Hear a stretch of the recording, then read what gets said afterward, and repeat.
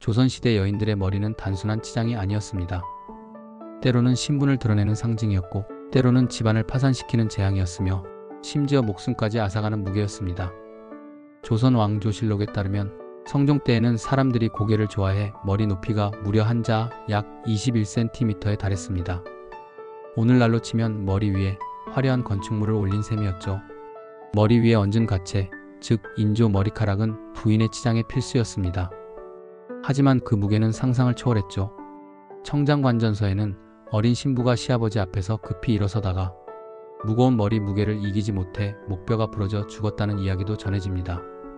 궁중 나인이나 후궁들이 쓰는 작은 가채조차 2에서 4kg, 중전이나 대비가 되는 순간 그 무게는 두세 배로 불어났습니다. 금과 은, 옥으로 장식된 비녀와 떨잠이 더해지면 가채 하나의 무게는 5kg을 훌쩍 넘어섰죠. 사람의 머리가 보통 4에서 5kg이니 궁중의 여성들은 매일 머리 위에 한 살배기 아이를 얹고 사는 셈이었습니다. 그 무게를 버티며 꼿꼿하게 앉아 있어야 했으니 오늘날 말하는 목 디스크와 만성 두통, 어깨 통증은 피할 수 없었을 것입니다.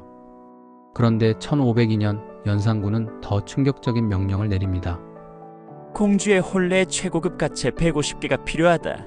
각 고을에서 반드시 2월 금음날까지 만들어 바치라. 그 결과 공주의 혼례식장에는 높이 30cm, 뭉게구름 같은 가채를 올린 여인들이 150명이나 줄지어 있었습니다. 하지만 화려함 뒤에는 또 다른 문제가 숨어 있었죠. 조선시대에는 머리카락을 자르는 것 자체가 불효로 여겨졌기 때문에 가채를 만들 머리카락을 확보하기가 어려웠습니다. 그래서 출가하는 스님, 죄수의 머리카락, 심지어 남성들이 상투를 틀며 잘라낸 머리까지 모아야 했죠. 그렇게 모인 머리카락은 염색과 광택 작업을 거쳐 균일하게 가공되었고, 마침내 장인의 손길을 거쳐 하나의 화려한 가채로 재탄생했습니다. 조선의 가채장은 오늘날로 치면 최고급 헤어 디자이너였던 셈입니다. 가채 한 벌에 드는 비용은 7에서 8만 냥, 초가집 6채 가격, 지금 가치로 환산하면 고급 아파트 한 채 가격에 달합니다. 그 때문에 집안을 거덜내는 경우도 있었죠.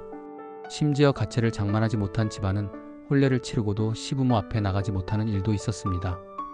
그만큼 가채는 여인의 체면과 집안의 명예와 직결되었던 것입니다. 이 같은 사치풍조는 조정의 골칫거리가 되었습니다. 21 영조와 22대 정조는 가채 금지령을 내려 가채 대신 족두리와 쪽머리를 명했습니다.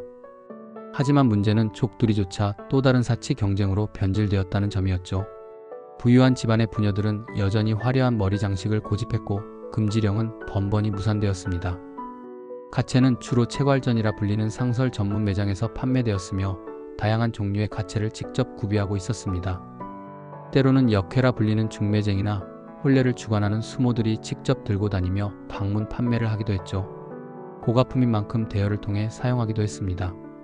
실제로 머리 무게를 견디지 못하는 부작용을 막기 위한 궁여지책으로 만든 떠구지, 겉으로 보기에는 화려했지만 무거운 머리카락 대신 나무로 만든 인조 머리틀을 씌운 것이었습니다.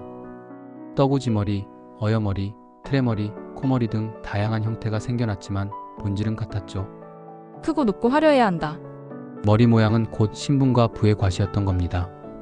순조시대에 들어서 실학사상이 퍼지고 여성들의 사고가 변화하면서 비로소 가채는 자취를 감추게 됩니다.